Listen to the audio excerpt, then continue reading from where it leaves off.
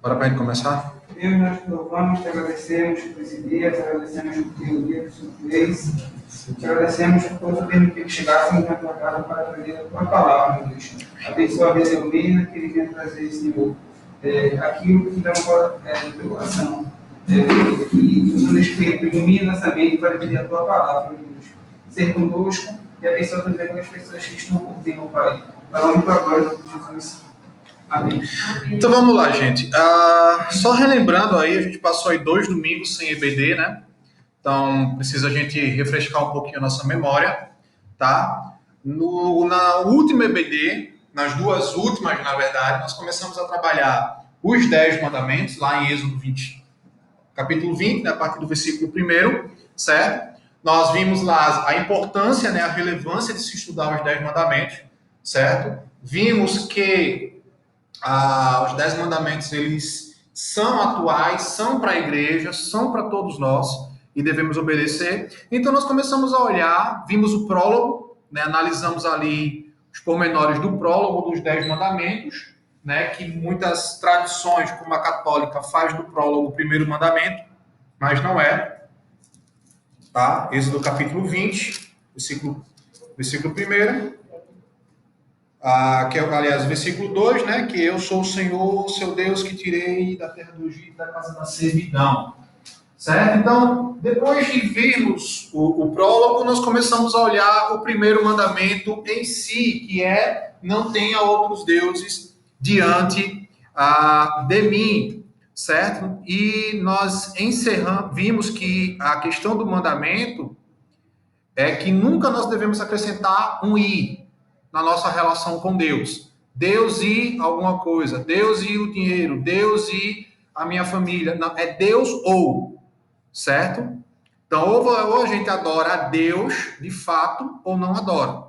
Ok? Então, nós ficamos, na última aula, nós começamos a olhar como guardar o primeiro mandamento, certo? Eu não vou relembrar tudo que a gente viu por conta da questão do tempo. Então, a aula está gravada, qualquer dúvida vocês assistem lá de novo. Então, nós vimos algumas razões de como, aliás, alguns meios de como nós guardarmos o primeiro mandamento, certo? Quem está com a revista, estamos na lição 10 ainda. Que a lição 10, acho que é a 10, né? A lição 10, ela trabalha os 3 mandamentos de uma vez só. Achei isso um absurdo. Achei um completo absurdo a revista trabalhar numa lição só os 3 primeiros mandamentos. Mas tudo bem, fazer o quê? Cadê? É isso mesmo, lição 10. Com Deus não se brinca, tá? Então a gente vai olhar, a gente vai finalizar aqui o primeiro mandamento para começar a olhar o segundo mandamento. Então, como guardar o primeiro mandamento? Foi o que a gente viu, né? Primeiro, tendo em mente que não ter outros deuses é uma escolha, né? Então a gente viu que a gente consegue guardar o primeiro mandamento, colocando na nossa mente que não ter outros deuses é uma escolha. Nossa. Eu matei para fechar, a gente ajeitou ali. Mas tá quebrado aqui. Quebrou o quê? Aqui, a maçaneta, filho. Certo. Eu peço que ela presa aqui agora. Deixa eu só encostar, tem uma cadeira aqui. Então, para guardar o primeiro mandamento, nós temos que ter em mente que não ter outros deuses é uma escolha, certo? A gente fez aqui até o comparativo da analogia com o casamento, né? Então, quando eu escolho me casar com uma pessoa, eu estou dizendo não para as outras. Então, eu vivo para aquela pessoa dali. A gente vai ver Josué também fazendo isso com o povo de Israel. Olha, escolham o que vocês querem servir. Tá aí, diante de vocês. Eu e a minha casa, a gente vai servir ao Senhor. Agora, vocês definam aí quem vocês vão seguir. O povo escolhe servir a Deus. Não por muito tempo, mas escolhe, certo? A escolha por servir somente a Deus é uma escolha radical, né? É uma escolha radical. Imagine o povo de Israel naquele contexto politeísta, certo? Várias nações adorando Baal, os egípcios, somente eles que saíram do Egito, né? A galera adorando Ra, Horus, Cronos e por aí vai. Então, era uma escolha radical. E para nós também é. Não dá para a gente escolher a Deus, tá? E viver se divertindo com o pecado, se divertindo com os deuses do nosso século, dizendo que confia em Deus, mas sempre indo na loteria fazendo aquela fezinha, né? Então não adianta. Mesmo que você ganhe, depois vá dar o dízimo, ainda continua sendo pecado. Terceiro, Josué lembra o povo da libertação que esse povo teve, né, da parte de Deus, e mostra que essa escolha que é colocada diante do povo é uma escolha para a liberdade. Né? Quando nós escolhemos servir a Deus, viver de acordo com seus mandamentos, com seus preceitos, é uma escolha para uma vida de liberdade. Deus não queria que o povo voltasse a ser escravo. Por isso ele deu os mandamentos. E escolher a Deus é amá-lo, significa amá-lo. Também a gente pegou aqui a analogia da questão do casamento, certo? Que o casamento é escolher amar todo dia aquela pessoa. Principalmente quando você começa a conviver debaixo do mesmo teto, começa a descobrir os pecados, as falhas, os vícios, as manias, coisas que lhe irritam. Então você ainda escolhe amar aquela pessoa ali. O amor, ele é uma ação. Depois nós vimos que nós guardamos o primeiro mandamento, tomando cuidado com o nosso coração e a atração idólatra, certo? Que aí nós vimos 9 razões na qual a idolatria ela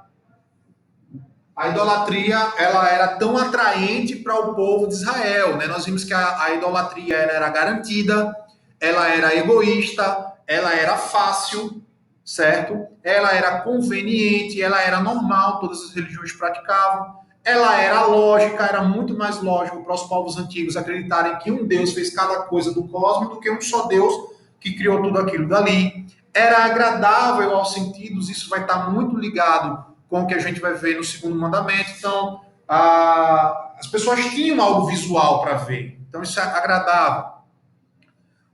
Era autogratificante, né? A gente viu a questão de que nos rituais ali todo mundo se banqueteava depois, e era erótica, né? Eles acreditavam que se os deuses eles tivessem relação sexual, a bênção dos deuses seria muito mais intensa para a vida deles. Então, dentro dos rituais, eles tinham o chamado sexo cultual, certo? Com as prostitutas, sacerdotisas e tudo mais, certo? E ali a gente parou justamente aí na última aula. Então, veja, essas 9 razões que foram apresentadas mostram que não é difícil enxergar porque que a idolatria ela era tão atraente para o povo de Israel e ela é tão atraente para o homem hoje em dia, né? Era um sistema religioso criado por homens para homens, certo? Então, quando a gente entende esse sistema da idolatria antiga, fica fácil perceber perceber como nós somos tentados também pelas mesmas coisas. Somos tão interessados pela idolatria quanto o povo daquela época, né? Hoje isso também vai estar ligado com o segundo mandamento que nós iremos trabalhar. Hoje nós procuramos um sistema religioso que entretém, que satisfaz, que é prático, que não exige muito de nós. Isso é idolatria. Então, os nossos ídolos hoje eles têm aparências diferentes, tá? Mas a essência é a mesma. A essência é a mesma. Por que as pessoas elas querem ganhar na loteria? Porque o dinheiro passa essa segurança para ela, tá vendo ali, ela tá vendo os números na conta bancária dela. Então aquilo passa uma segurança para ela, certo? Por que as pessoas se entregam à prostituição? Porque é gratificante, é satisfatório, alimenta o seu ego, certo? Então, os ídolos continuam em formas diferentes, mas a essência é a mesma. Deuteronômio 11:16 mostra aí pra gente, é um alerta muito importante em relação à questão da idolatria. Deuteronômio 11:16 vai dizer o seguinte, Moisés vai mostrar 4 quedas consecutivas que o idólatra ele sofre antes de afundar de vez, antes de se prostrar. Veja, Deuteronômio 11:16. Tenham cuidado para que não aconteça que o coração de vocês se engane e vocês se desviem, sigam outros deuses e se prostrem diante dele. Então, quais são os 4 passos para uma queda na idolatria? O engano do coração. Eita, se eu ganhar, o problema da minha vida é dinheiro. Se eu ganhar na quina, na cena, tá tudo resolvido na minha vida. Não vou ter mais problema com nada. Vai estar tudo bem, né? Então, primeiro começa o engano do coração. Segundo, você começa a se desviar do quê? Daquilo que lhe foi ensinado, da verdade, dos mandamentos do Senhor, de que só Ele é a provisão das nossas vidas. Depois você já está servindo a outros deuses, porque você vai querer cada vez mais o dinheiro, você vai começar a servir a Mamon até que chega o ápice final, que é se prostrar diante dele. Você já está ali totalmente enredado por aquele ídolo, e você não consegue. Pegue isso daí e coloque nas outras coisas, tá? Coloque no relacionamento que você tem, namorado e namorada. Ah, eu não consigo viver sem ele. É um engano do coração. Você não consegue viver sem Deus. Isso aí você não consegue. Sem outra pessoa você vai sofrer, mas você vai viver, a vida vai seguir. E por aí vai.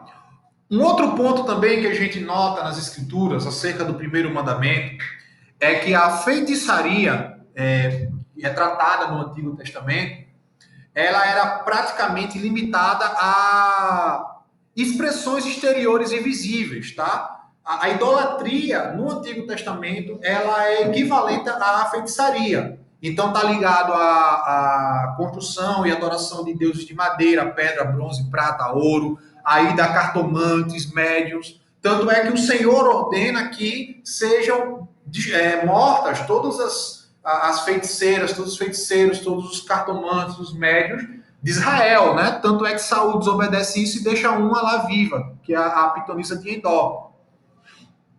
E isso daí causa a ira do Senhor sobre Saul. No Novo Testamento, a feitiçaria ela é ampliada, certo? E inclui também os deuses interiores, invisíveis e não tangíveis que nós criamos.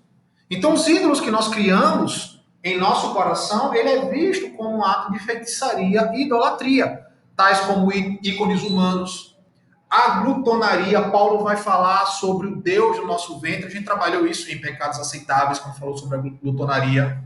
Né? Tem gente que o Deus é o estômago.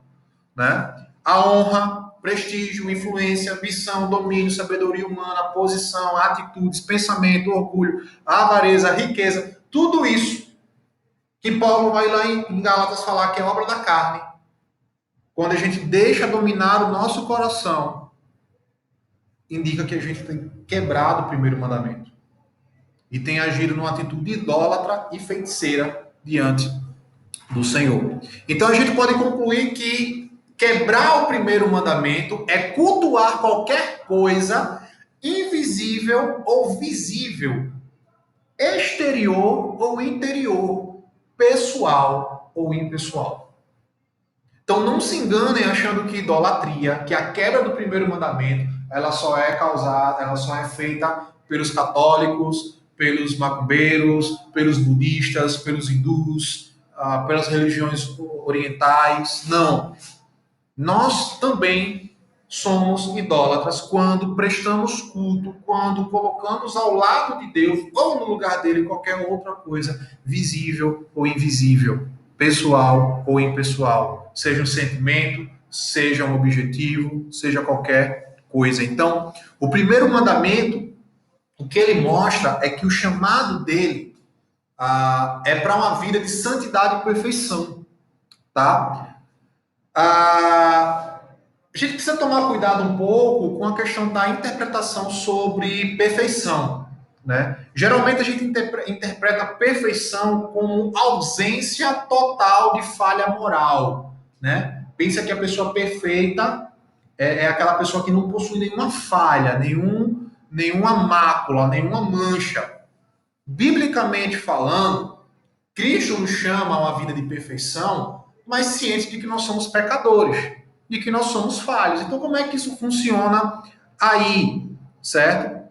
A Bíblia mostra que nós podemos e vamos sempre esbarrar e tropeçar em alguns mandamentos. Mas veja só, Gênesis 6, 9, a Bíblia vai falar que Noé, ele é descrito como um homem justo e perfeito. Mas quando a gente vê a vida de Noé, Noé teve tropeços, né? Noé teve tropeços. Abraão foi escolhido por Deus para abençoar todas as nações. Foi com ele que Deus fez uma aliança. Mas ele teve quedas. Chegando lá no Egito, ele mentiu, dizendo que Sara era prima dele. Certo? Davi é chamado de homem segundo o coração de Deus e cometeu pecados gravíssimos. Era um homem, era um guerreiro, era um homem que tinha sangue nas mãos. Tanto é que Deus fala, olha, você não vai construir o meu templo. Será o teu filho, porque a tua mão está cheia de sangue. Mas o que é que esses homens tinham para que, apesar dos pecados, ainda estivessem nas Escrituras como exemplos de vidas santas e tementes a Deus? E o que é que isso tem em relação ao primeiro mandamento? A questão é que esses homens, apesar dos seus erros, dos seus tropeços, eles tinham uma vida totalmente devotada a Deus. O coração, a mente deles era devotada a Deus. Houve um momento de queda? Houve, mas eles se levantaram, se arrependeram e seguiram a vida. No relato da história de Davi, nós só vemos o pecado do adultério uma vez. Em nenhum outro momento a gente vai ver sendo relatado Davi cometendo pecado de adultério. Né? Não vamos ver isso daí. Então, ele só cometeu uma vez. Noé só tropeçou daquela maneira uma vez. E por aí vai. Certo? Em termos práticos, perfeição, gente, não tem nada a ver com a ausência de erros. Mas perfeição nas Escrituras tem a ver sobre a totalidade e a entrega absoluta de uma pessoa a Deus. Então, quando eu me entrego de forma absoluta e total a Deus, eu começo a viver uma vida perfeita. Quando eu começo a observar a sua lei, as suas ordenanças, seus mandamentos, a observar como eu devo me relacionar com o outro, como eu devo servir, como eu devo agir, como eu devo pensar, como eu devo falar. Então, eu estou vivendo uma vida de santidade e perfeição, ciente de que somos pecadores e, consequentemente, em algum momento nós iremos tropeçar e nós iremos cair. E só a título de curiosidade, quando a gente vê Noé sendo descrito como perfeito, as palavras hebraicas que aparecem ali é tzadik e tamim, que significa justamente alguém que é correto de caráter, alguém que é íntegro, alguém que é completo, integral, ou seja, Deus fala que Noé é justo e perfeito porque o coração estava focalizado em servir a Deus e obedecer os seus mandamentos, assim como Abraão, assim como Davi e assim como outros homens da Bíblia, certo? Então, observar o primeiro mandamento é uma questão de integridade e inteireza de coração, é voltar-se totalmente para ele. Alguma dúvida? Eu estou dando uma acelerada aqui por causa do conteúdo, tá? Se eu estiver muito rápido, vocês falam que eu meto o pé no freio.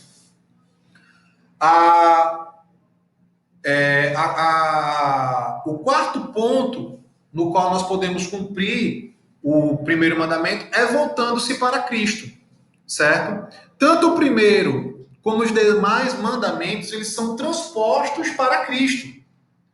Alguns críticos do Antigo Testamento vão dizer que os mandamentos eles foram transformados com a vinda de Cristo, né? O pessoal sempre fala, porque Jesus transformou os 10 mandamentos em 2, amar a Deus sobre todas as coisas e teu próximo como a ti mesmo.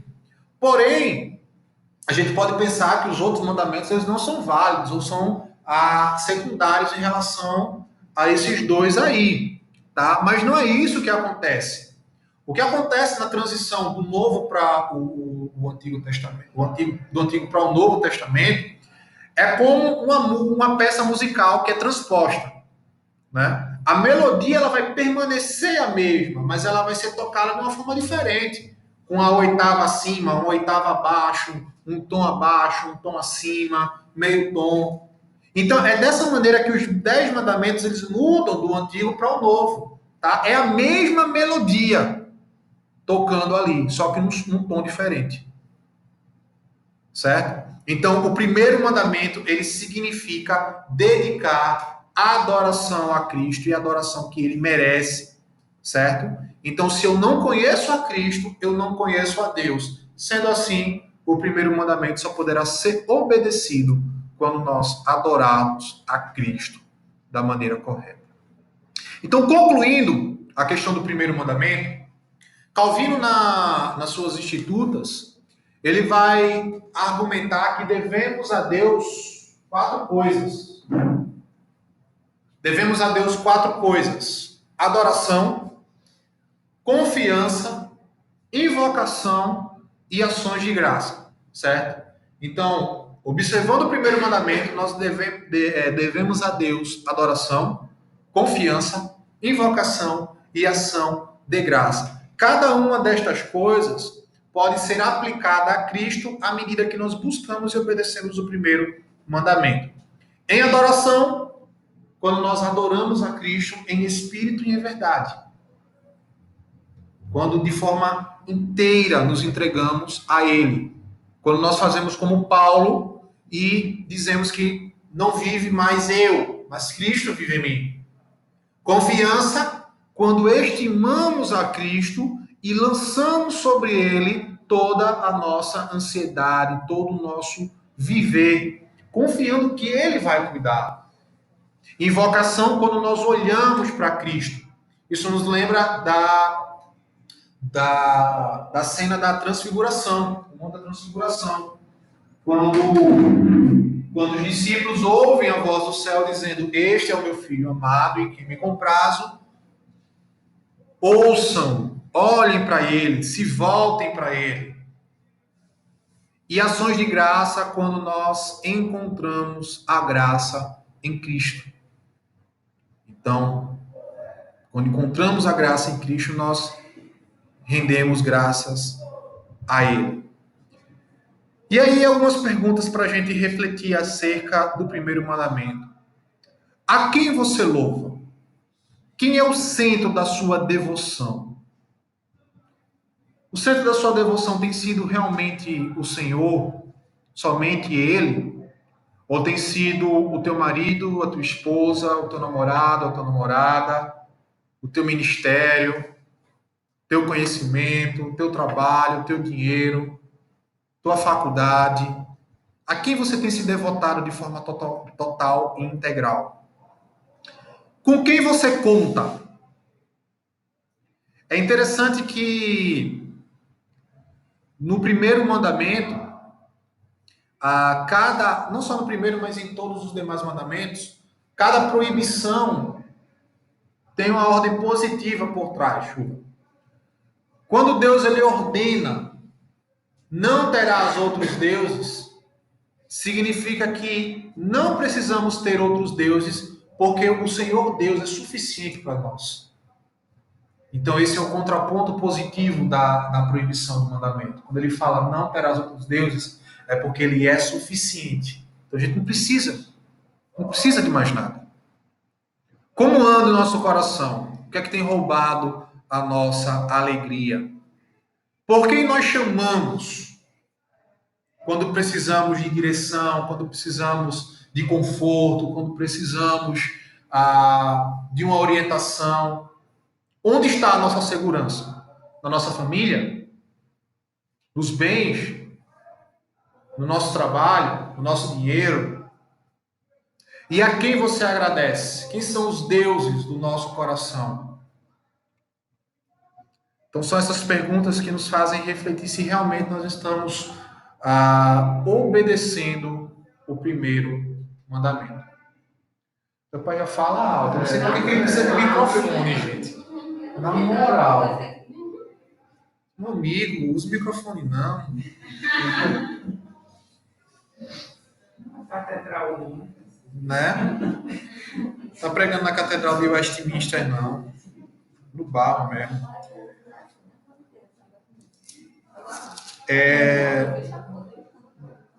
Dúvidas acerca do primeiro mandamento? Não? Ficou claro esse finalzinho? Então vamos começar a observar o segundo mandamento. Ok? Êxodo capítulo 20, verso 4. Não faça para você imagem de escultura, nem semelhança alguma do que há em cima no céu e embaixo na terra, nem nas águas debaixo da terra. Não adore essas coisas, nem preste culto a elas, porque eu, Senhor, seu Deus, sou Deus zeloso, que visito a iniquidade dos pais nos filhos até a terceira e quarta geração daqueles que me odeiam, mas faço misericórdia até 1000 gerações daqueles que me amam e guardam os meus mandamentos. Para a gente começar nosso estudo em cima do segundo mandamento, que é não farás imagem de escultura, nem adorarás ela, algumas perguntas que precisam nortear o nosso caminho aí. O que é que você acha que é mais importante para Deus? Se o adoramos ou a forma como nós adoramos? Será que Deus ele só se importa em que a gente adore a Ele, mas não se importa com a forma ou com o meio com o qual nós o adoramos? É uma pergunta bastante relevante, porque nos nossos dias nós vivemos olhando igrejas que acham que o importante é adorar. A forma não importa. Entendeu? Não importa se eu vou adorar plantando bananeira dentro da igreja, dando pirueta, rodopiando, dando cambalhota, né? Não importa. Importa que eu adore. E se for de coração, tá tudo bem. Tá? Desde que Deus ele seja o objeto da nossa fé. Então, não é incomum a gente encontrar igrejas que se dizem cristãs em que a adoração não expressa nenhum temor, nenhuma reverência, nenhum respeito ao Senhor do universo. Oi. Principalmente aqueles que estão cantando, então a pessoa fazendo coreografia. Eu estava vendo uma que estava possuída. Assim, mas uma cara feia. Eu tô ligado esse vídeo. A adoração, mas ali a pessoa evangélica vai achar que a pessoa é francesa. Exatamente. Portanto, a verdade que a gente vê é que Deus não só deseja ser o único objeto da nossa adoração, das nossas vidas, mas como também Deus ele se preocupa com o culto que é dado ao seu nome. Tá? E é justamente isso que o segundo mandamento ele trata. Ok? É sobre isso que o segundo mandamento ele trata. O primeiro mandamento tem a ver como adorar o Deus certo. Perceba que o primeiro mandamento é como adorar o Deus certo. E o segundo mandamento é como adorar a Deus, ou seja, o Deus certo, da maneira certa. É um engano a gente achar que nós podemos adorar a Deus da forma que nós entendemos que ele deve ser adorado. Deus ele deixou expresso, claro, a forma como ele queria ser adorado e quais as implicações. Só a título de curiosidade, vocês viram que eu mandei uma fotozinha ontem no grupo, que é a diferença da divisão dos mandamentos entre as tradições cristãs, né? Então vocês vão ver que a igreja luterana e a igreja católica, eles pegam os dois primeiros mandamentos e fazem deles um só. Não adorarás a Deus e amá-lo sobre todas as coisas, certo? É o da católica. Aí o segundo mandamento dos católicos é não invocar o nome do Senhor Deus em vão, que é o nosso terceiro. Santificar os domingos e festas, é o quarto deles. Honrar pai e mãe, quinto. Não matar o sexto, aliás, o quinto, né? O sexto, guardar a castidade nas obras e nas palavras. Não furtar.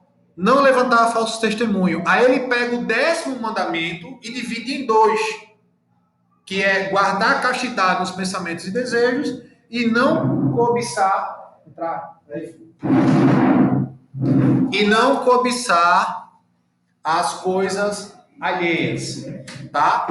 Então, perceba que se você falar desse segundo mandamento como católico, isso vai ser totalmente estranho para ele. Porque eles não têm o segundo mandamento. É junto com o primeiro mandamento, como os luteranos também fizeram. Juntaram, eu sou o Senhor teu Deus e não terás outros deuses diante de mim. E pegaram o último mandamento, não cobiçarás, e dividiram em dois. Tá? Mas o correto é, primeiro mandamento, não terás outros deuses além de mim. Segundo mandamento, não farás para ti imagem de escultura. Então, a compreensão que nós temos destes dois primeiros mandamentos é: o primeiro, ele trata do objeto da nossa fé e da exclusividade de Deus, certo? Nas nossas vidas. O segundo mandamento trata da forma que adoramos a Deus, certo? E tem a relação com a adoração e o culto, ok?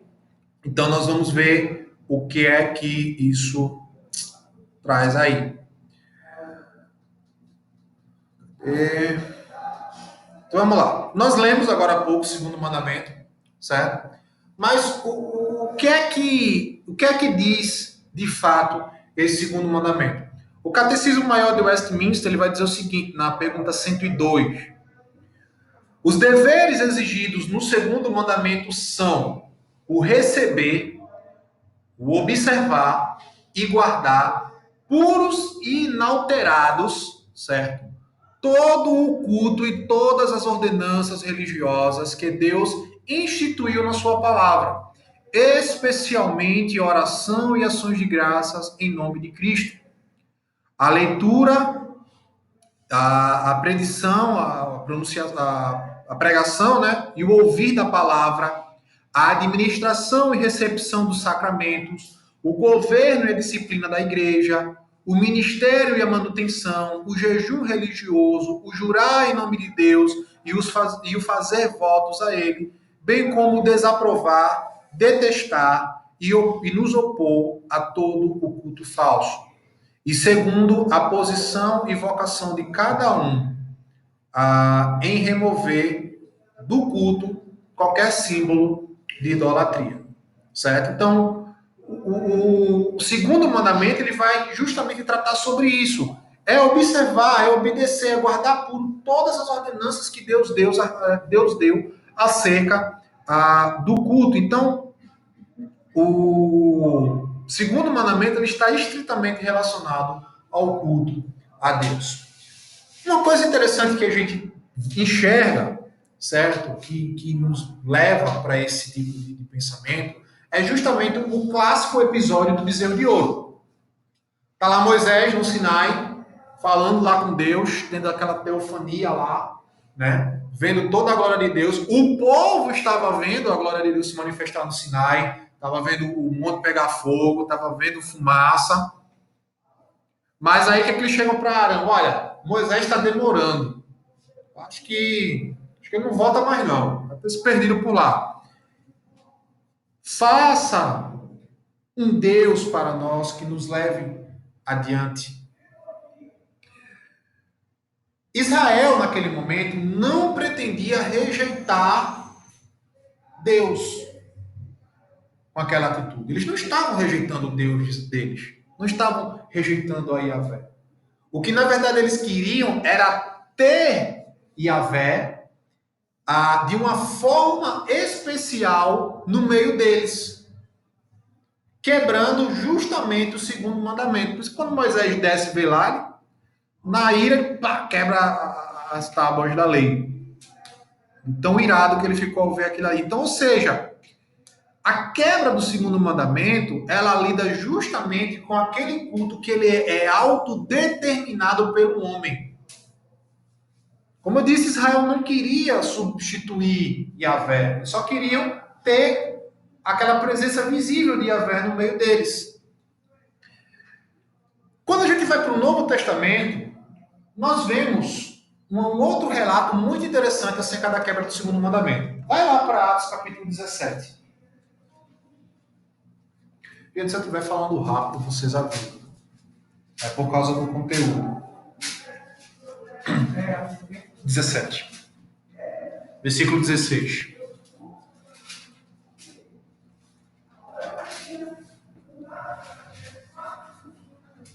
Mano, velho.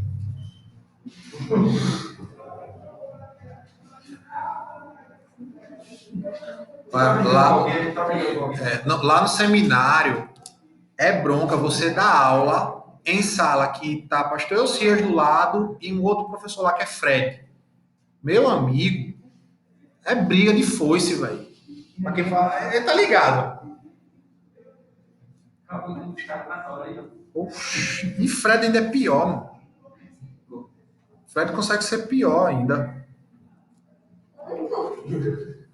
É bom que a gente assiste 2 aulas ao mesmo tempo. O problema é se você vai conseguir se concentrar nas duas ao mesmo tempo, né? O bom que tá aí. Então vamos lá. Atos 17, nós temos o relato de Paulo em Atenas, certo? Atenas era a famosa cidade intelectual da época, tá? Era o centro da intelectualidade, da filosofia, da cosmovisão grega, era Atenas. Ao chegar lá, a Bíblia fala de uma reação do apóstolo que é interessante. Veja, versículo 16. Enquanto Paulo os esperava em Atenas, seu espírito se revoltava em face da idolatria dominante na cidade. Paulo, quando chega em Atenas, ele não fica maravilhado com os prédios, com a arquitetura clássica ali, dos prédios gregos. Ele não se maravilha com a comida, ele não se maravilha com a erudição dos gregos em debater filosofia no Areópago, não. Vai dizer que Paulo, ele sentiu seu espírito afrontado, revoltado, ao se deparar com tantos ídolos. Tanto é que Paulo usa isso como uma ponte, tá? Para evangelizar os atenienses, certo? Ele vai chegar lá no verso 22 e 23 e vai dizer o seguinte. Cadê? Senhores, então Paulo, levantando-se no meio do Areópago, disse: Senhores atenienses, percebo que em tudo vocês são bastante religiosos, ou acentuadamente religiosos em outras traduções. Porque passando e observando os vossos objetos de culto, olhe, aquelas imagens eram objetos de culto. Encontrei também um altar no qual está escrito ao Deus desconhecido, pois esse que adorais sem conhecer é precisamente aquele que eu vos anuncio. Então veja, os atenienses eles estavam envolvidos na adoração, porém da maneira errada, adorando ao Deus errado e da forma errada. E o altar que supostamente era dedicado ao Deus verdadeiro, que era o Deus desconhecido, certo? Também estava sendo alvo de adoração da maneira errada. Essa questão do altar ao Deus desconhecido, próxima aula eu conto. Se eu for contar agora, mas é uma história que aconteceu mesmo no meio do povo grego. Tá? Como foi que apareceu esse altar aí ao Deus desconhecido. Então, como os demais mandamentos que a gente vê,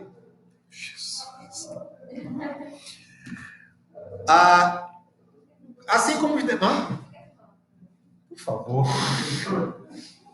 não é para ele se empolgar menos. Ele fala, não tá com o microfone. Pois é, foi o que ele teve que fazer com o microfone, gente. Eu me lembro de Adson. Adson ficava tirando tanta onda com ele, porque o pastor dizia que o sonho dele era ter uma picape, né? Aí Adson dizia, bicho, eu não sei porque a gente baixinha tem essa mania de grandeza, velho. Na época ele tinha um, disse, pastor, esse teu Uno já é um apartamento para o senhor, se eu ter uma picape vai ser uma mansão.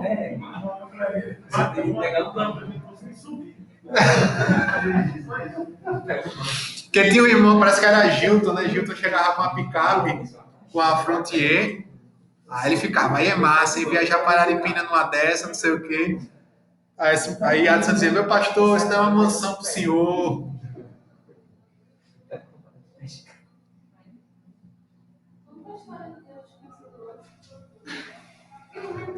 Então, a história do Deus desconhecido é o seguinte. Ela é contada através de um poeta chamado Epimênides, tá? Houve um período na Grécia em que o povo, os gregos estavam passando por uma peste, certo? E eles não, a mentalidade idólatra do povo grego sempre atribuía qualquer catástrofe que eles viviam como um castigo dos deuses. Então, se eles estavam passando por aquela peste, era porque algum deus estava castigando eles, certo? Então, o que foi que os sacerdotes de cada deus ele fez? Então, a gente não sabe quem é o Deus que está nos castigando.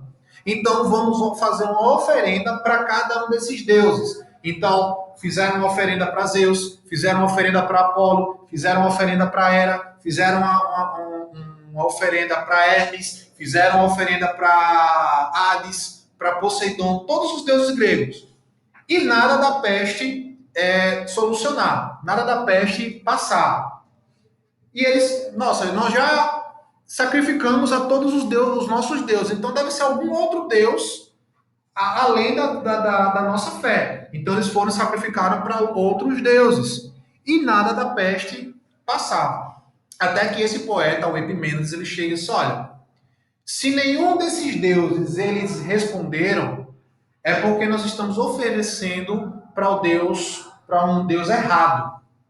Então nós devemos fazer provavelmente essa peste foi enviada por um Deus que nós não conhecemos. Então nós devemos fazer essa oferta a esse Deus que é desconhecido para nós.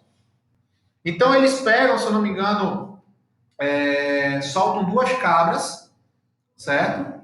Como se fosse lançando sorte sobre as cabras.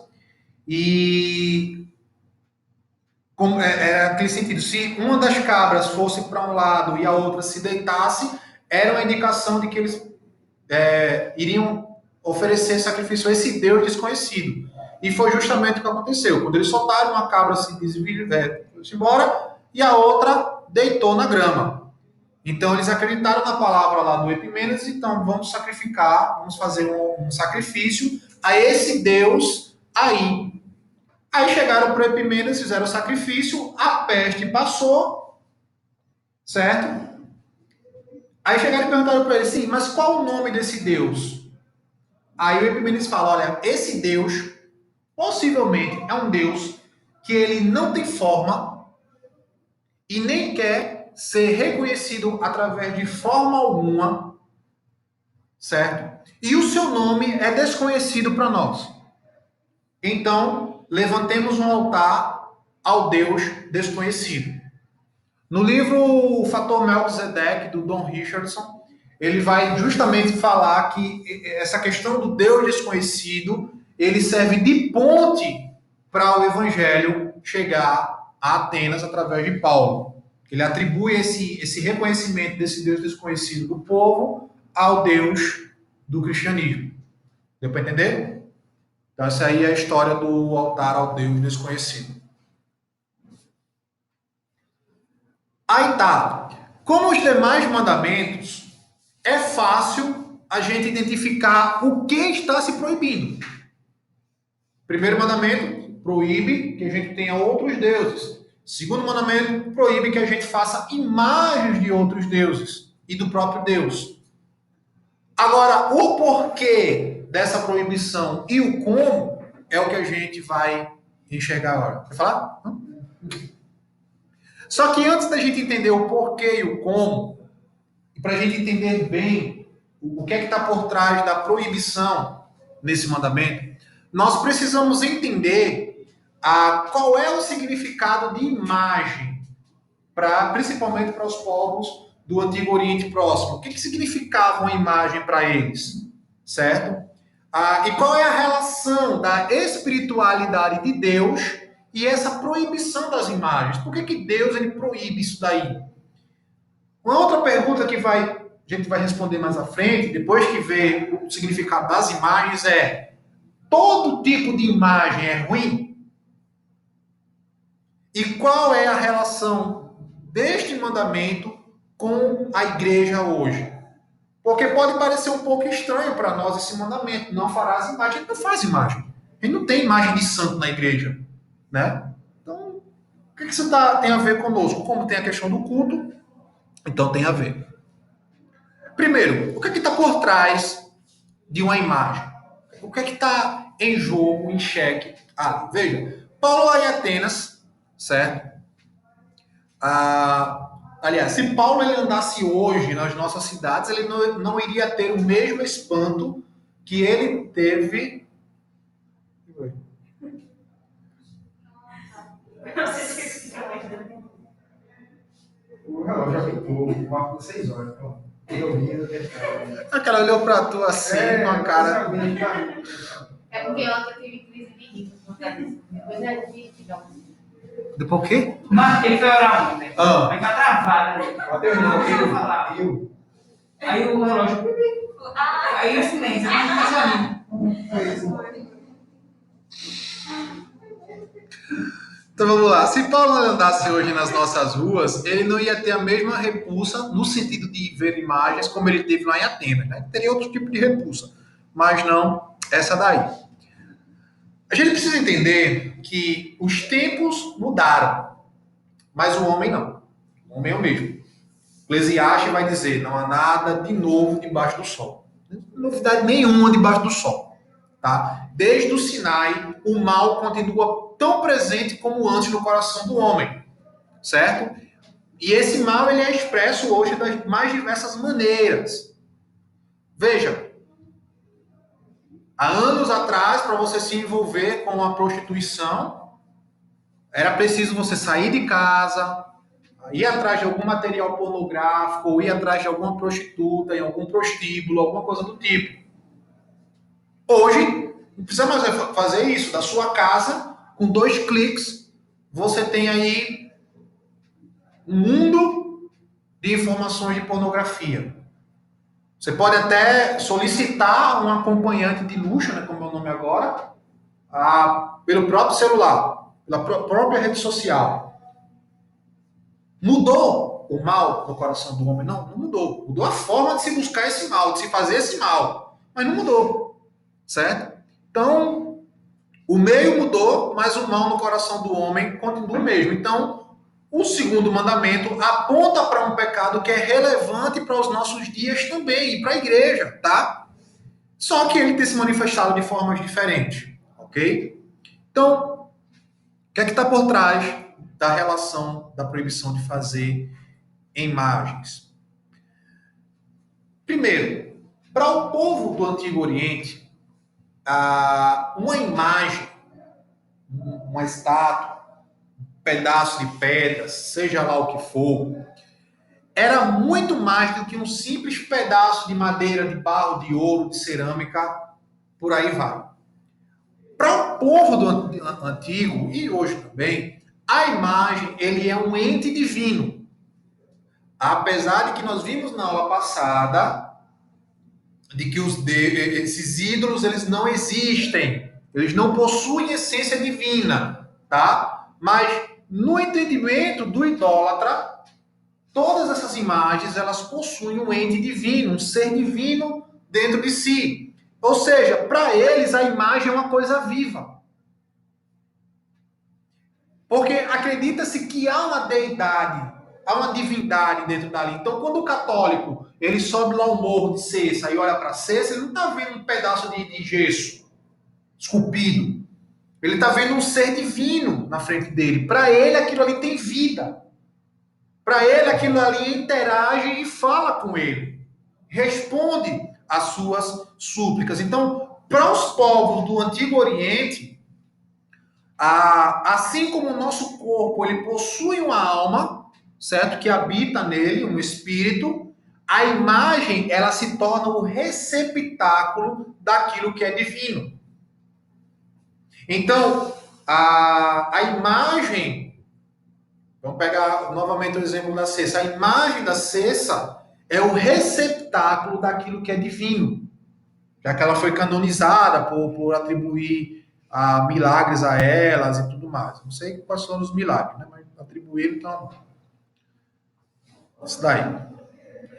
Outro ponto interessante acerca do conceito de imagem para os povos antigos é que os pagãos sabem que aquela escultura ali, ela não é a representação fidedigna do ser divino que eles estão adorando. certo? Eles compreendem que os deuses que eles estão adorando estão acima deles. Veja Atos capítulo 14, versículo 11.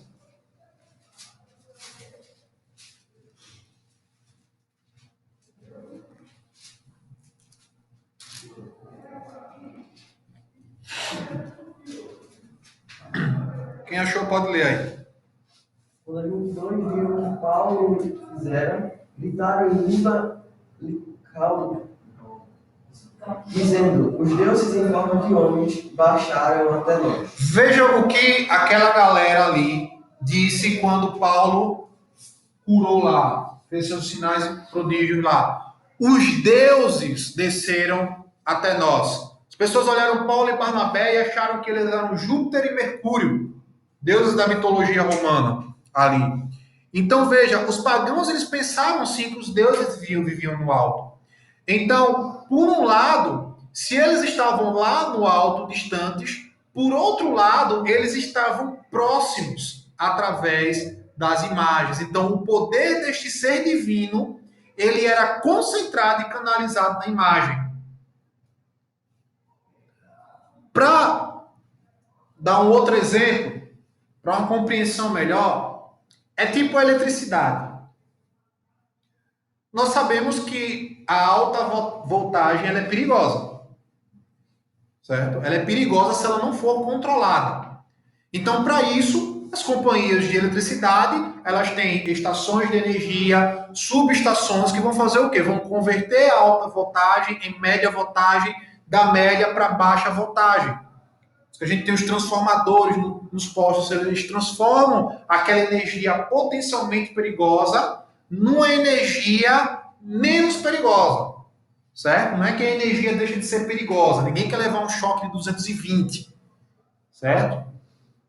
Mas ela torna-se menos perigosa. Você levar um choque de 220, você tem mais chance de sobreviver do que você levar um choque de alta voltagem, certo? Esse era o pensamento dos antigos. Eles enxergavam o poder divino dos deuses como essa alta voltagem. E esse poder divino ele poderia ser fatal se não fosse controlado. Então a imagem da deidade ela funciona como um transformador. Ela transforma esse poder divino mortal em um poder divino controlável, de modo que os seus adoradores não fossem consumidos por esse poder. Note que Deus, quando ele instrui a questão do tabernáculo, existia uma sala que só o sumo sacerdote poderia entrar, que era o Santo dos Santos. E existia um ritual rigoroso, sério, para que o sumo sacerdote pudesse entrar naquele lugar. Por causa do quê? Da santidade de Deus, o poder da santidade de Deus. Porque a presença de Deus estava ali. Então, se ele entrasse, se ele não cumprisse aquele ritual, e ao entrar ali, ele seria fulminado. Deus ele deixou uma ordem clara. A Arca da Aliança tem que ser carregada pelos levitas sobre varas de bambu, tudo bonitinho, tudo certinho. Aí Davi vai, traz a arca de volta dos filisteus, bota em cima do carro de boi, todo mundo lá festejando e tudo mais, aí provavelmente eles estavam andando nas ruas de Olinda, o carro de boi bate no buraco, né, que Olinda só tem buraco, e a arca ia virar. Aí vai usar, segurar a arca, morre. Mas ele foi com uma boa intenção. Sim, ele foi com uma boa intenção, mas havia uma ordem, não toca na arca. Não toca na arca. Por quê? Porque a arca simbolizava esse poder de Deus no meio do povo.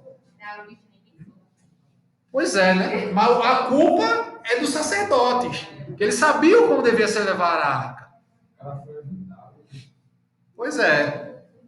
Então, era justamente isso daí que os antigos eles pensavam, que aquela imagem, ele controlava aquele poder da divindade. Outro ponto também, dentro desse pensamento do Antigo Oriente acerca de divindades, é que eles não achavam que as imagens eram uma espécie de fotografia precisa do divino, tá? Eles não pensavam isso. Aquilo era apenas uma representação do poder daquele Deus. No contexto de Israel, a gente vai notar que tanto no deserto com Arão, certo? O bezerro de ouro, quanto depois com Jeroboão, eles construíram um touro, a figura de um touro, certo? Para representar o poder de Yahvé, do poder de Deus. Não é que eles pensavam que Deus ele era na forma de um touro. E tudo lá se Força, justamente. Então aquele touro ali, ele representava a força. Então era uma representação do poder. O que eles queriam era simplesmente ter o controle sobre o poder de Yahvé. Então aquele touro era uma representação do poder dele e também da fertilidade, porque é ele quem dá a vida, certo? O outro exemplo disso também é se você pegar imagens antigas da deusa Vênus. Se você pegar fontes extrabíblicas, você vai ver que as esculturas de Vênus é de uma mulher com vários seios, certo? Mas isso não indica que quem construiu aquela imagem estava fazendo uma representação integral de como é a deusa Vênus. Os adoradores estavam apenas buscando representar o seu poder e, através daquela imagem, transformar a energia divina. É por essa razão que um pagão, que um idólatra, ele não consegue idolatrar sem a imagem. Ele precisa da imagem para poder idolatrar. E finalizando essa questão da canalização do poder, imagine a larva de um vulcão. Ela permanece perigosa enquanto ela está quente. Mas depois que ela endurece, ela não é perigosa. Então, o endurecimento da deidade através da imagem é o que permite o adorador ter um contato íntimo com o seu Deus. Normalmente, quando se vai manipular qualquer imagem, tem todo um ritual, tem toda uma cerimônia, tem todo um cuidado, a fim de que os homens possam receber as bênçãos desejadas. Na década de 90, acho que só Vinícius, Diego, só quem passou dos 30 vai lembrar.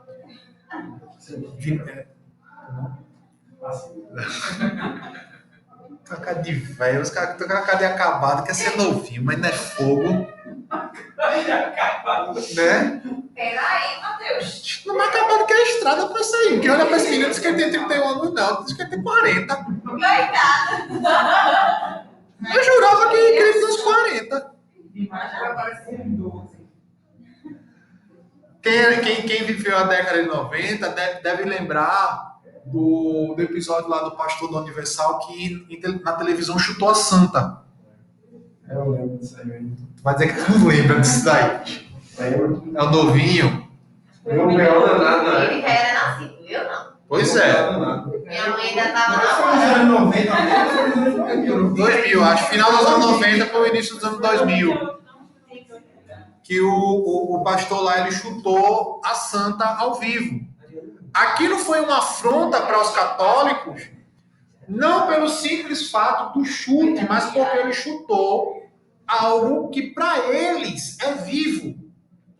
É a mesma coisa, para um católico que viu aquilo dali, era a mesma coisa do pastor ter chegado e chutado a mãe deles.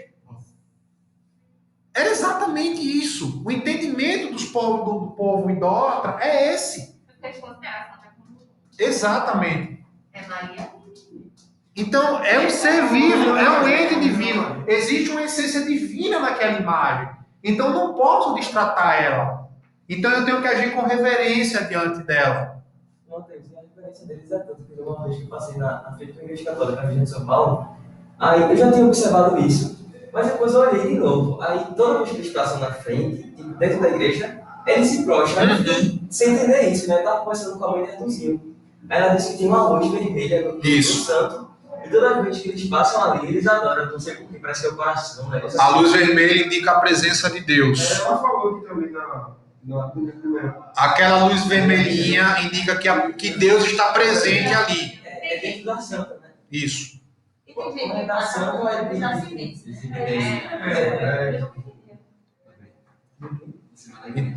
Então essa luzinha vermelha é indicando a presença do divino no ambiente. Então, por isso que ele reverencia. É como assim, né? É quando queima e troca.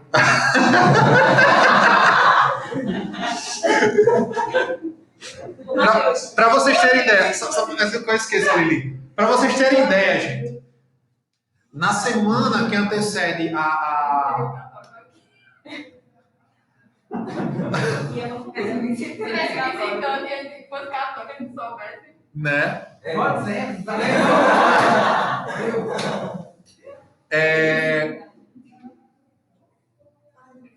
Quando vai chegando perto da Semana Santa, tá? Que eles comemoram ali a Quaresma, não é isso? Pode ver que na maioria das igrejas católicas, os santos são cobertos com véu. Por quê? Porque eles dizem que os santos eles estão tristes por causa da morte do seu Senhor. Como faz ele estar de passeada, sei lá o que é aquilo, né? Procissão. Eles botam um véu, né? Exatamente. Mas na Quaresma é um véu preto. Para que a gente não veja a tristeza no semblante dos santos. Porque eles estão tristes. Então, isso é coisa também da mente, né? Assim, a mente, né? Exatamente. Até porque casa com o que a gente viu na aula passada, de que não existe ente divino nessas imagens. É tudo fruto da mente, da criação do homem. De uma religião criada por homens e para homens. Diz Lili. Essa questão que eu estava falando, né? Do pessoal passar no monte alguma coisa, parecer a igreja e fazer o sinal da cruz. Seria por causa dessa luz também? Também. Mas é porque também os católicos eles enxergam o templo como um lugar sagrado. Mas é toda igreja católica, qual é essa dúvida? Tem um lugar lá dentro que Em cima também, né? que é só você entrando mesmo para você ver. É no altar. No altar, geralmente no altar. cima, aquele de cima até prédio, assim, porque é para não passar avião, exatamente. Essa luz vermelha ela tem que estar acesa em algum lugar do altar. Do altar. A de cima não significa nada, não. A de cima da torre é só para alertar os aviões, tá? Eu vou mostrar o piloto do avião. Deus está presente. Agora, dentro da igreja, essa luzinha vermelha, você entra na igreja católica, procure algum lugar do altar. Ou tá lá na frente, ou tá mais do lado, porque vai depender de onde tá. Porque assim, toda igreja católica é dedicada a um santo. Então essa luzinha ela vai estar próxima àquele santo que é o padroeiro daquela igreja. Entendeu? Padroeiro ali daquela igreja. Uma outra coisa também, eu me lembro que uma vez eu fui na época de colégio, eu fui era uma excursão da escola para a cidade de Penedo. Cidade de Penedo, lá em Alagoas, é uma cidade histórica com muita igreja católica, uma arquitetura muito bonita, né, de remota da época do Barroco, dos holandeses e tudo mais. E eu lembro que a gente foi entrar numa igreja, velho, a professora me deu uma bronca porque eu entrei de boné. Ela disse, tire o boné. Eu disse, por quê? Porque você está entrando na igreja. Eu disse, e daí? Eu entro na igreja de boné. Mas aqui você tem que respeitar, os santos estão olhando para você. Você tem que descobrir a sua cabeça em reverência a ele. Véio, foi um fight com a professora, velho. Eu não queria tirar o boné, eu tirei a contragosto. É que tem a igreja do véu, né? As mulheres entram e colocam. É. Eu já paguei um mico já nesse negócio lá no morro. Eu tenho uma alergia, aí eu fiquei batendo com uma pessoa, aí ela era muito. Tu mesmo com eu também. Era uma tia minha que cuidava de mim. Aí eu fui com ela começou a acender as velas, tá lá. Os meus pecados estão sendo diminuídos agora, porque era um negocinho assim das velas lá, né? Só que eu tenho um limite. Aí eu expliquei, eu apaguei, mas não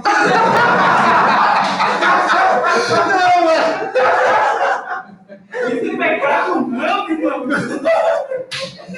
E aí como eu disse, tira ela daqui, eu disse, diz pro meu que é alergia, Imagina o cara logo com mel, irmão. aí meu carro. Aí o cara vai lá, sobe de joelho, no mundo da coração, vai limpar os pecados, acende a vela, aí chega ela e apaga a vela do povo. Vê mesmo, velho. Vê mesmo. Só para finalizar essa questão do significado das imagens, é por isso que nós temos diversas imagens que representam Maria. Por exemplo, a padroeira do Brasil, que é a Aparecida, é pretinha. Pretinha. Aí você vai lá no México, você tem a Virgem de Guadalupe, né, que é branca. E por aí vai. Todas são a representação de Maria. Todas elas são Maria. Todas são Maria. Tá. Gente. Todas são Maria, só que tipo... mas é como se fosse... Eu não sabia não, é sério, eu não sabia não. Por exemplo, Guadalupe. Cida, Cessa, Conceição, Guadalupe, Aparecida, tudo é Maria. Até a Maria daqui é de outro lugar que quando veio para cá e fizeram de uma forma local, entendeu? Mas em outro lugar ela tinha outro nome. Isso. Quando veio para cá, aí a gente viaja, né? A ideia, Thalita, a ideia por trás da questão de Maria é a mesma acerca dos nomes de Cristo e de Deus. É fragmentagem. Isso. Tipo, é como se fosse cada região Maria, ela apareceu de uma maneira diferente. Se eu não me engano, a daqui, acho que foi o pessoal que veio daquelas partes da África, que trouxeram para cá, se eu não me engano, né? E aí, quando chegou aqui, já colocou outro nome. Isso. Próprio daqui, entendeu? Mas lá, naquela região, já tem outro nome. Do mesmo modo que as divindades da Umbanda, tipo Iemanjá, é a Maria. Não, exatamente. Iemanjá é Maria. Sim. É a Maria deles. É a Maria deles. É a Maria deles. É uma Maria adaptada para cada um. Para adaptada para a cultura deles. Por quê? Porque quando a religião de matriz africana chega no Brasil, a Igreja Católica não permite isso daí. Tanto é que na Bahia tem uma igreja só para os negros poderem ter os seus cultos afro. Então, o que foi que eles fizeram? As divindades deles, eles pegam, no caso, os santos católicos e adaptam para o panteão deles. Então, Por isso que é comum ver, né? Assim, por isso que você vai ver no dia de Carmo o pessoal indo para a praia fazer oferenda para Iemanjá, porque é a mesma. Nossa, não sabia nada disso. Juro? É a mesma pessoa. Porque assim, se não se encaixa. A mesma entidade. Se não se encaixa na regra, aí eu pego. Isso tem muito a ver com o que o Diego falou ontem, na questão de você considerar o secundário, né, e como primário. E aí você causa uma divisão. Então, quando veio para cá, se eu não concordo com todos os pontos daquela lista, não é somente o nome. É todo o ritual, todo o processo de sacrifício, enfim. Se eu não me adequo àquilo, eu vou mudar o nome aqui, mas também vou mudar algumas regras. Entendeu? Aí quando vai para outro lugar, já muda a regra também. Então, Exatamente. Compreenderam o significado de imagem para o idólatra, para os povos antigos, sempre está ligado a culto. Oi. A questão de óleo da unção, cosmogia, essas coisas, se adapta bem a isso aí? Sim. A gente vai ver isso daí. Não hoje, né? Porque não vai dar tempo. Mas a gente vai ver isso daí, sim. Para a gente finalizar, então, por que não imagens? Por que Deus proíbe a fabricação, o fazer da imagem? Então, a gente já tendo essa ciência do que significa a imagem para o povo antigo, certo? Fica mais fácil da gente entender por que Deus proíbe o uso e a fabricação delas.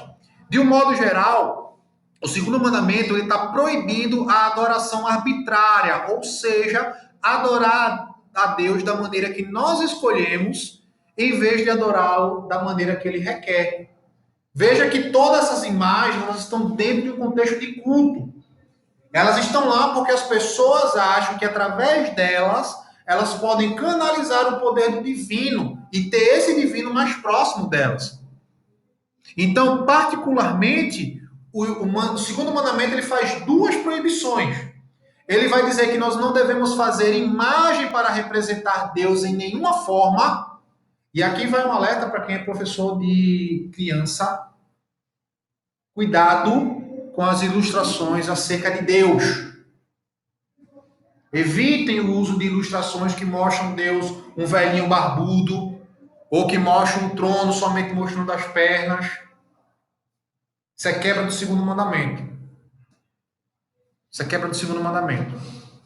É diferente de Cristo.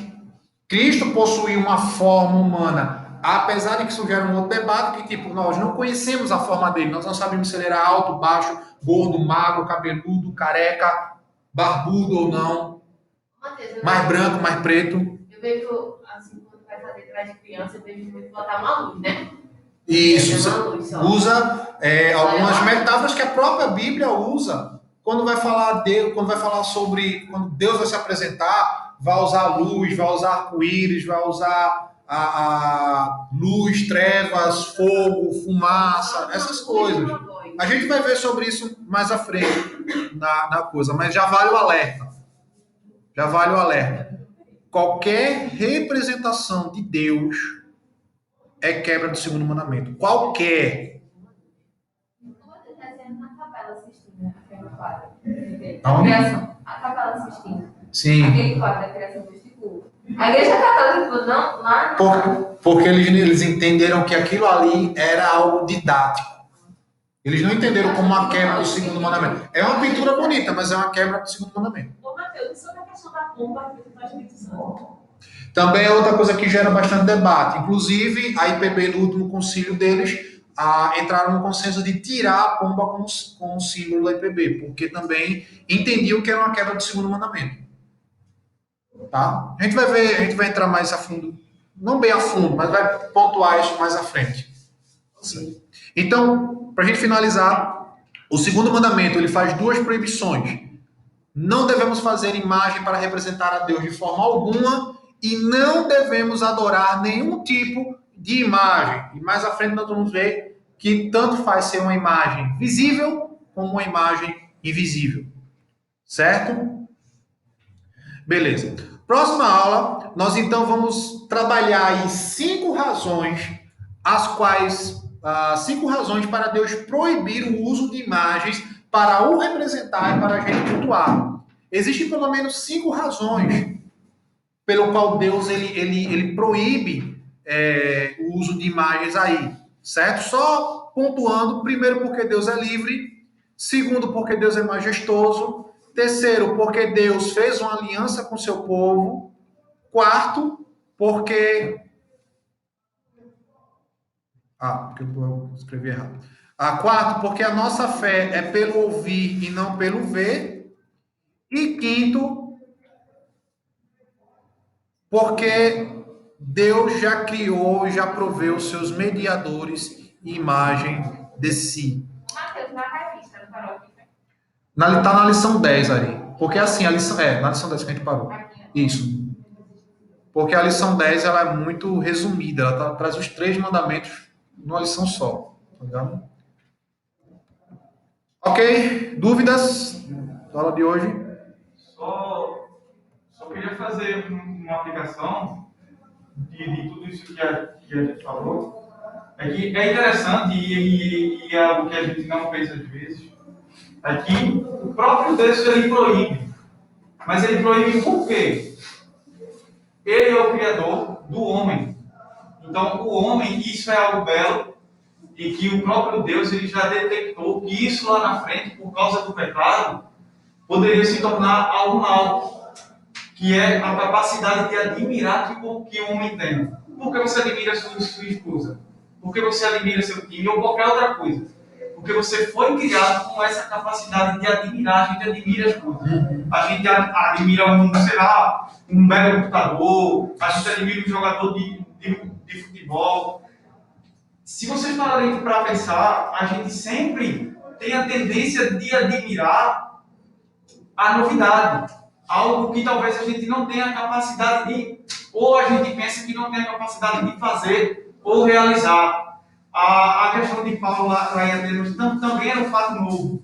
Poxa, eles viram aquilo ali, eles começaram a admirar, porque era um fato novo. As igrejas que a gente falou ontem, que estão surgindo hoje, é fato novo. E pelo fato da gente ter essa capacidade de admirar que foi criada pelo próprio Deus, você pega tudo aquilo ali e canaliza para o lugar errado. Por isso que ele faz, vocês não podem adorar imagem e escultura. Então é só esse ponto que eu queria falar, que essa capacidade de admirar é criada pelo próprio Deus. Deus criou o homem para admirar ele. O problema é que você pega essa beleza e admira bezerro, admira Justamente. admira um monte de coisa, menos ele. Que a gente vai ver isso também na próxima aula, que será que Deus ele proíbe qualquer tipo de imagem? Será que a gente, como a Alan bem pontuou aí, não pode contemplar aquilo que é belo? Será que Deus é contra o que é belo? Mas é assunto para o próximo. Eu queria complementar o que ela falou a respeito da questão do bezerro de ouro, que eu não entendi dessa forma que eles queriam representar o próprio Deus no bezerro. Eu entendia que eles queriam trocar Deus por um bezerro. Então é que eu acho que eles falam que foi até o próprio bezerro de ouro que tiraram ele do Egito. Ele do próprio Egito. Então eu entendi que era uma troca. Esqueceram Deus e agora estão cultuando um outro Deus. Mas agora eu entendi que é dessa forma. Mas a partir do momento que você já sabe que Deus criou todas as coisas, e você atribui algo que é criado a uma criatura, uma coisa criada, que é essa terminologia que é usada na teologia, a Deus, você reduz o próprio Deus. Justamente. Beleza? Dúvidas? Nenhuma? Ok. A aula está gravada. Vou jogar no grupo depois. Quem quiser assistir depois, aí assiste.